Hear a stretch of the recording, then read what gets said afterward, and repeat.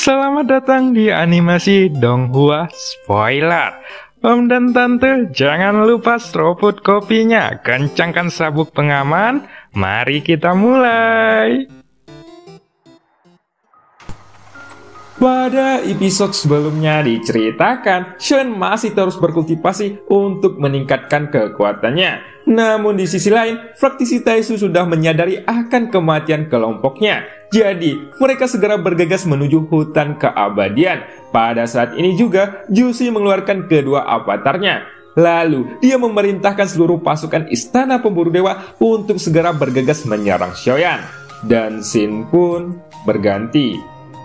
Sosok monster ini memang sudah tenang untuk saat ini, tetapi ketika monster raksasa itu diselesaikan sepenuhnya, tidak ada yang berani masuk ke dalam menara pembantaian lagi. Tapi, meskipun begitu, tidak ada yang tahu apakah seorang kultivator yang terlihat seperti dewa itu akan memblokirnya lagi dan kembali menyelamatkan menara pembantaian.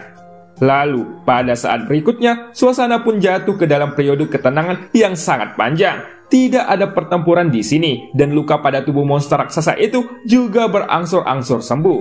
Tidak lama kemudian, sosok besar itu pun perlahan-lahan melayang di kehampaan. Namun, orang-orang yang ada di luar masih dapat melihat bekas hantaman besar di tubuh monster raksasa ini. Dan bekas itu masih terlihat sangat jelas. Adegan ini membuat banyak kultivator Kaisar Keabadian mencibir lagi. Mereka sangat kagum dengan betapa kuatnya serangan dari Sang Ratu. Sampai-sampai ia dapat menghancurkan binatang buas pada tingkat ini. Dengan hanya sebuah tamparan dan kekuatan pertahanannya juga masih sangat menakjubkan. Bahkan, jika saja binatang raksasa itu tidak diubah oleh dunia Taisu menggunakan teknologi kuno, mereka yakin bahwa tamparan ini akan membunuhnya secara langsung. Akan tetapi, setelah berangsur-angsur pulih, binatang raksasa dari dunia Taisu itu tidak menyerang menara pembantaian lagi. Tapi, dia juga tidak pergi. Di sisi lain, ketika Sang Ratu melihat adegan ini, ia tahu bahwa bala bantuan dari dunia Taisu pasti akan segera tiba. Dan mungkin hal yang terjadi nanti akan lebih merepotkan. Tentu saja, alasan Sang Ratu tahu bahwa musuh akan datang adalah karena dalam pertempuran ini, Xiaoyan sudah menyinggung dua kekuatan paling kuat di dunia Suanyin. Salah satunya adalah Istana Dewa Pemburu. Xiaoyan sudah mengambil tubuh avatar milik Jushi, dan pasukan mereka terlalu banyak. Jadi, Sang Ratu yakin bahwa Jushi tidak akan mudah menyerah. Lalu, yang kedua adalah dunia Taisu. Dibandingkan dengan Istana Dewa Pemburu, kekuatan yang dimiliki oleh dunia Taisu jelas lebih kuat, dan masih ada orang-orang yang ketakutan dengan eksistensi mereka di dunia Suanyin ini. Selama kultivasi ini, Xiaoyan belum tahu bagaimana untuk menembus keabadian, karena dia belum merasakan energi keabadian yang ada di tubuhnya. Meskipun dia mempunyai energi keabadian, energi itu berasal dari avatar Yonghe. Meskipun kecepatannya sedikit melambat, kecepatan peningkatannya masih sangat cepat. Setidaknya, jika Xiaoyan diberi waktu cukup lama, bukan tidak mungkin untuk menembus hingga 20 miliar sumber energi. Di sisi lain, ketika Xiaoyan sedang berkultivasi, Sang Ratu juga tampaknya menyadari pikiran mengganggu Xiaoyan ketika dia dalam kondisi kultivasi. Itu karena Xiaoyan juga tidak dapat menerima sumber energi yang meroket untuk sementara waktu, yang mana energi ini tampaknya tidak ada habisnya dan terus mendaki tanpa henti. Setiap praktisi dewa akan memiliki gelombang energi murni setelah menembus tahap puncak dewa bintang 9, dan gelombang ini akan memainkan peran yang sangat penting dalam dampak selanjutnya untuk menembus keabadian, ucap Sang Ratu. Untuk praktisi dewa biasa, selama mereka dapat menembus hingga 3 miliar sumber energi, itu menjadi hasil yang baik, dan mereka dapat mencapai keabadian. Akan tetapi, kemungkinan untuk dipromosikan menuju keabadian masih sangatlah rendah, ucap Sang Ratu kembali. Dan jikalau lautan bintang dapat menembus hingga 5 miliar ataupun lebih, maka kemungkinan menembus keabadian Kaisar akan meningkat secara drastis. Sehingga semakin kaya sumber energi yang terbentuk di lautan bintang, semakin tinggi kemungkinan untuk menembus keabadian. Jadi, saat ini, sebelum kamu bisa menembus keabadian, kamu harus meningkatkan energi dewamu hingga 100 miliar, ucap Sang Ratu yang menstramisikan suaranya menggunakan kekuatan jiwa. Suara Sang Ratu ini terngiang-ngiang di kepala Xiaoyan. Itu mengalir ke benak Xiaoyan seperti sebuah pesan, di mana suara ini sangat lembut dan juga tidak mempengaruhi kultivasi Xiaoyan sama sekali. Bagaimanapun, pada saat ini Xiaoyan hanya perlu menstabilkan pikirannya dan menyerahkan sisanya kepada keberuntungan. Tampaknya, apa yang ditunjukkan pada saat ini adalah hal yang sudah biasa terjadi pada orang yang akan menembus keabadian. 100 miliar, gumam Xiaoyan di dalam hatinya. Ketika dia mendengar nilai ini, Xiaoyan juga diam-diam terkejut. Pada awalnya, dia berpikir bahwa untuk menembus 10 miliar saja, dia sudah membutuhkan waktu yang cukup lama. Jadi dia tidak berharap bahwa sang dewa tertinggi itu akan mempunyai kekuatan sebesar ini. Aku tidak mengetahuinya pada saat itu, tetapi kemudian aku mengetahui dari beberapa rumor bahwa Gu Zuzang telah meningkatkan sumber energinya untuk mencari bintang takdir di antara ratusan miliar bintang yang dibentuk di dalam tubuhnya. Ucap sang ratu, jika kamu dapat menemukan bintang takdir ini, kamu dapat mencapai tingkat leluhur dari ranah dewa. Dan dengan kekuatan dari tingkat leluhur dewa ini, kamu bisa menggunakannya untuk menerobos kaisar keabadian. Selain itu, kamu juga dapat memadatkan kekuatan keabadian dalam satu pikiran. Di bawah ranah ini, kekuatan keabadianmu akan mengandung kekuatan dari ranah leluhur. Ucap sang ratu kembali. Sesederhananya adalah, jika kamu mencapai tingkat ini, meskipun kamu masih belum mendapatkan energi dunia, kamu akan bisa menjadi tak terkalahkan di level yang sama. Ucap sang ratu yang terus menjelaskan kepada Xiaoyan. Suara sang ratu ini bergema di benak Xiaoyan yang sedang berkultivasi. Untuk Xiaoyan, ia masih kebingungan dengan ranah keabadian. Wanita ini langsung menjelaskan jalan menuju keabadian, sehingga dengan penjelasan ini, Xiaoyan langsung menemukan jalan untuk terobosannya. Seperti yang dikatakan sang ratu, untuk menemukan bintang dari takdirnya sendiri di antara miliaran bintang yang ada di tubuhnya, dan juga untuk menembus tingkat leluhur dari ranah dewa yang legendaris, hal yang harus dia lakukan hanyalah ketika dia bisa menjadi lebih kuat lagi. 100 miliar itu sendiri bukanlah merupakan nilai yang sedikit, karena setelah menembus 10 miliar, sumber energi dewa sebenarnya sudahlah cukup. Apakah aku perlu menemukan bintang takdirku untuk menerobos keabadian? Tanya Xiaoyan. Xiaoyan juga bertanya setelah mendengar apa yang dikatakan sang ratu. Itu karena dia masih belum paham dengan konsep dasar dari ranah kaisar keabadian. Tentu saja tidak. Aku hanya tahu bahwa menerobos kaisar keabadian tidak harus menemukan bintang takdir. Tetapi, jika kamu sudah mencapai di langkah ke-9 kaisar keabadian, lalu bintang takdir masih belum ditemukan, maka kamu akan selalu berhenti di langkah ke-9. Ucap sang ratu. Oh, jadi begitu. Terima kasih Yuan kamu sudah mengobati kebingunganku. Ucap Xiaoyan. Kamu sepertinya dilahirkan seperti ini. Aku lebih suka rasa terima kasih darimu. Ucap sang ratu kembali. Sang ratu pun memiliki senyum di wajahnya. Saat ini, dia sebenarnya ingin melanjutkan pembicaraannya dengan Xiaoyan. Tetapi, dia khawatir itu akan mempengaruhi kultivasi Xiaoyan, sehingga dia tidak terus berbicara. Sementara Xiaoyan sedang fokus dalam kultivasinya, di luar hutan keabadian pada saat ini, ada sebuah retakan ruang yang terbentuk secara tiba-tiba di dalam kehampaan.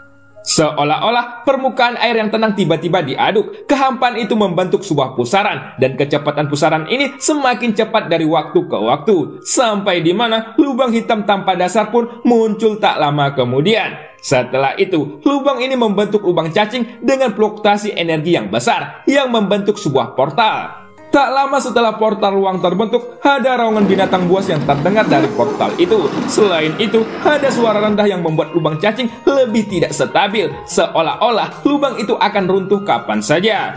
Namun tak lama kemudian, lubang cacing yang akan runtuh ini tiba-tiba mengeluarkan seberkas cahaya yang menyilaukan, dan di dalam cahaya ini terkandung kekuatan besar yang dapat terlihat. Cahaya ini dengan paksa menopang lubang cacing lagi, dan itu menyebabkan badai kekosongan yang tak terhitung jumlahnya. Selanjutnya, badai kekosongan ini menyapu ke arah sekitarnya, lalu menyebarkan energi penghancur yang membuat daerah itu menjadi kacau balau. Untungnya, tidak ada penghalang ataupun sebuah bintang di sekitar hutan keabadian. Jika tidak, badai kekosongan ini akan cukup kuat untuk menyebabkan pukulan dahsyat pada bintang dan juga penghalang itu. Sehingga setelah itu, terlihat sosok bayangan hitam besar perlahan keluar dari lubang cacing itu, dan sosoknya terlihat sangat mengerikan. Detik berikutnya, bayangan besar ini pun melayang di udara menara pembantaian, dan bentuk serta penampilannya ternyata sangat mirip dengan monster dari dunia Taisu sebelumnya. Namun yang paling penting adalah tidak hanya ada satu sosok, tetapi ada dua sosok bayangan misterius yang perlahan-lahan keluar dari dalam lubang cacing ini.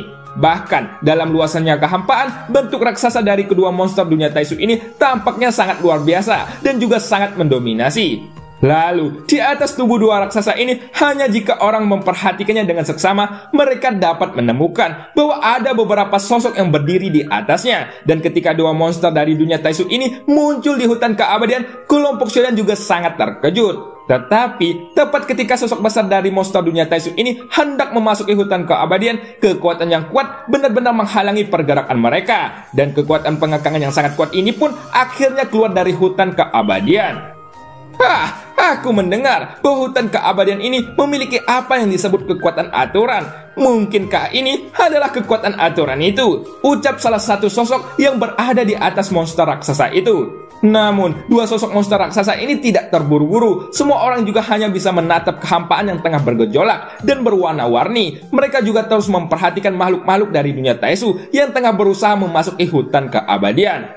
Ini memang merupakan satu-satunya cara untuk pergi, tetapi sekarang tampaknya orang-orang dari dunia Taisu ini memberitahu mereka bahwa cara ini tidak mungkin untuk dilakukan.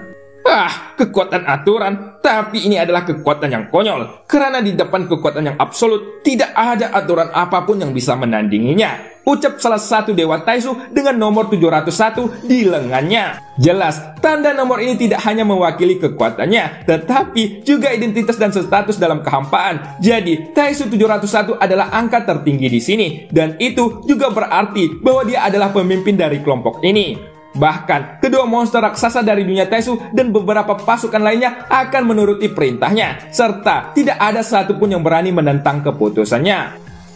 Tidak peduli apapun tentang kekuatan pengekangan ini, itu hanyalah masalah kecil untukku. Tapi, aku ingin melihat di mana orang yang berani melenyapkan pasukan Dewa Taisuku, dan bahkan berani melukai para dewa lainnya. Ucap Taisu 701. Kata-kata itu keluar dari balik pelindung kepalanya, dan begitu suara ini jatuh, para monster raksasa yang berada di kedua sisi pun perlahan membuka mulut besar mereka. Kemudian, energi yang kuat tiba-tiba terbentuk dengan liar dari mulut besar mereka berdua, dan akhirnya itu meledak dengan cahaya yang menyilaukan. Sosok Taisu 701 ini adalah pemimpin dari banyaknya dewa Taisu saat ini. Armor dewa palsunya jelas berbeda, meskipun penampilnya bisa dikatakan sama jika dilihat dari kejauhan. Tapi sebenarnya ada 3 kristal merah yang membentuk segitiga, dan itu memancarkan cahaya yang menyilaukan.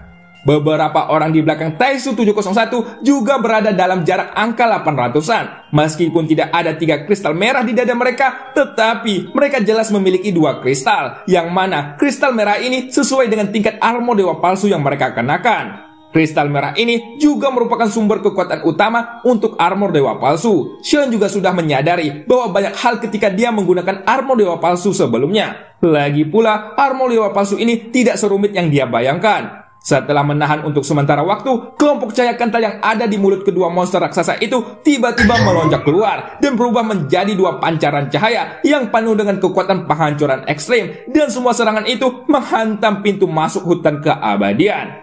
Kemudian, pada saat keduanya itu bertabrakan, seluruh kekosongan pun tiba-tiba bergetar dengan liar. Jelas, kekuatan seperti ini mampu mengguncangkan kekosongan. Itu karena kekosongan yang ada di dunia Suanyin secara alami tidak sebagus di dunia Senshi, dan bahkan memiliki beberapa tingkat yang terpisah. Setidaknya, di dunia Senshi serangan seperti itu tidak akan menyebabkan distorsi kekosongan yang berlebihan, dan tidak akan mengguncang dunia hingga seperti ini. Namun kekosongan itu sendiri tidak akan pernah hancur. Distorsi seperti itu hanya akan membuat kekosongan di sekitarnya menjadi tidak stabil. Jika ini rusak, kekosongan akan dibentuk kembali. Oleh karena itu, metode ini hanya akan membuat keberadaan di sekitar kekosongan ini menjadi ancaman yang cukup merepotkan, dan bisa menjadi ancaman yang sangat berbahaya.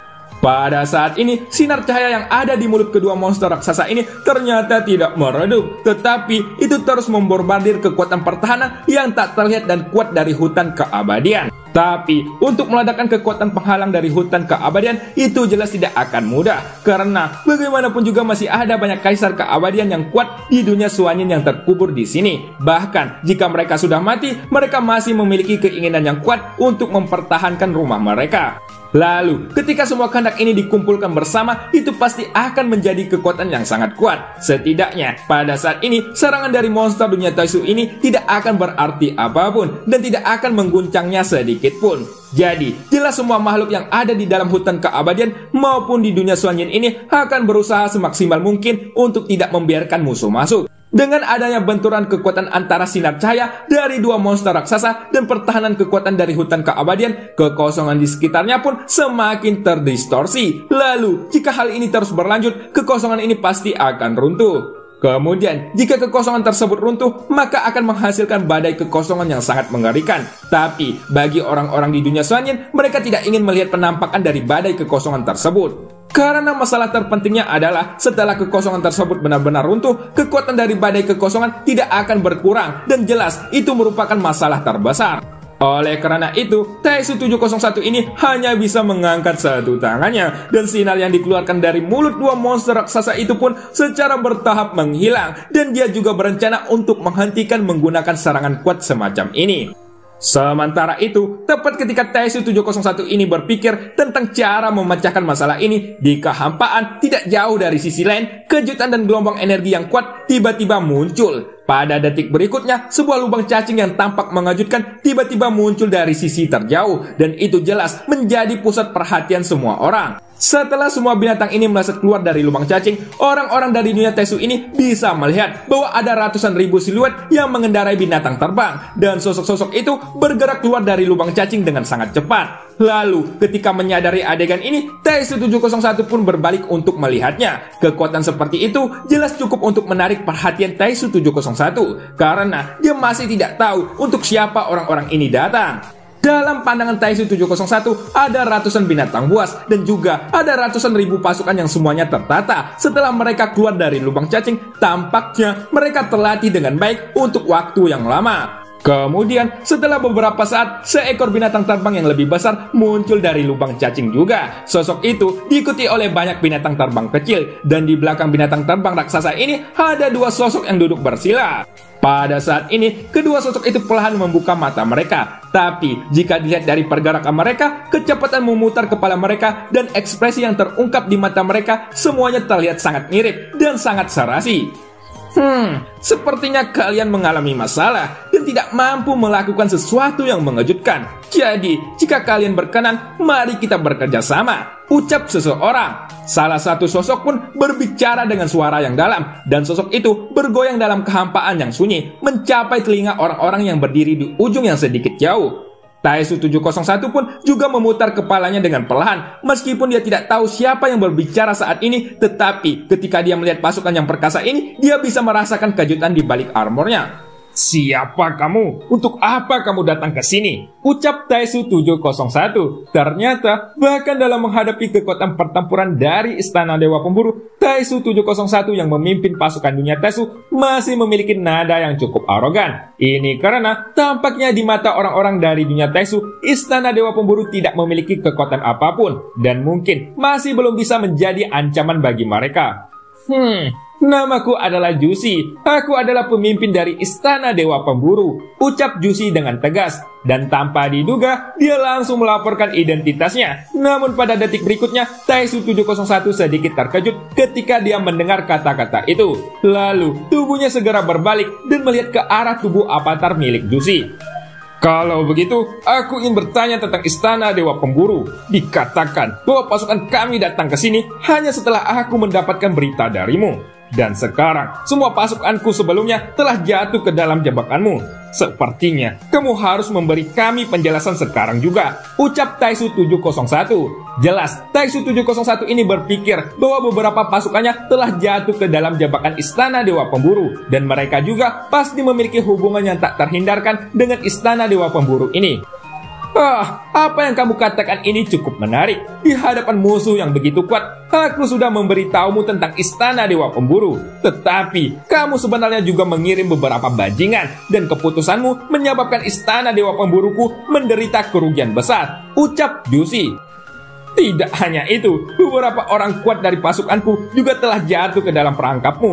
Aku berpikir kamu terlalu sia-sia. Kamu hanya kuat dan sepertinya tidak lebih dari itu, ucap Jusi yang juga tidak mau menyerah. Akan tetapi, begitu suara Juci jatuh, kedua monster raksasa dari dunia Taisu pun perlahan berbalik dan arah mereka ditujukan pada kelompok Juci. Aku akan mencari tahu siapa yang terlalu lemah di antara kita. Tapi sebelum itu, aku tidak keberatan menghapus keberadaanmu di dunia ini, ucap Taisu 701 yang mulai memberikan ancaman.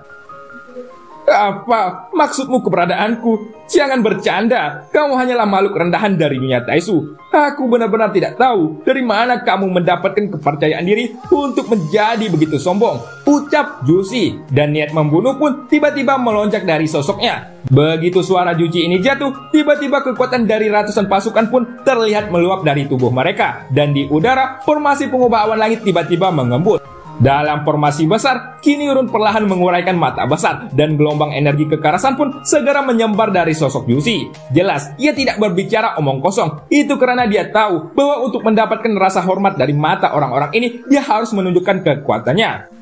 Meskipun kamu terlalu sombong dan kuat, kamu mungkin tidak tahu siapa yang membunuh orang-orangmu di hutan keabadian ini. Hanya karena kamu bajingan, hasilnya tetap sama dengan beberapa bajingan yang pertama. Bahkan, tidak akan ada bajingan yang tersisa, ucap Juci. Kata-kata Juci ini adalah tekanan tanpa ampun, dan gelombang energi yang berasal dari formasi pengubah awan langit pun terus mengembun di atas kepalanya. Jelas, hal ini membuat Taisu 701 merasakan sedikit ancaman. Apakah kamu juga datang ke sini dengan alasan yang sama seperti kami? Ucap Taisu 701 dengan secara perlahan. Dan cerita pun berakhir. Sampai jumpa di episode selanjutnya. Makan bubur dicampur sirsa, bangun tidur keburu imsak.